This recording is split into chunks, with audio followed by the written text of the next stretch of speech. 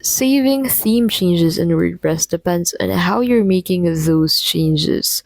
Whether you're using the built-in customizer, editing theme files directly, or working with full site editing, here's a guide on how you can save theme changes on WordPress. So to get started, go ahead and head over into the theme section of WordPress. So for mine, I'll be able to find that once I hover my mouse into the appearance section. So click on theme from here and then select the theme that you're using, and then go ahead and click on this customize site button, which you'll find at the right side of that theme.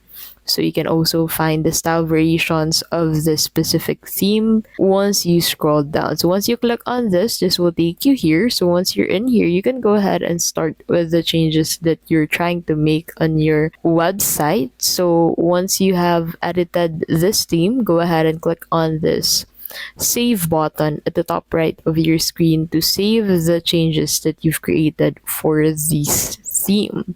So you'll be able to find that active once you have changed something on the theme that you're currently using.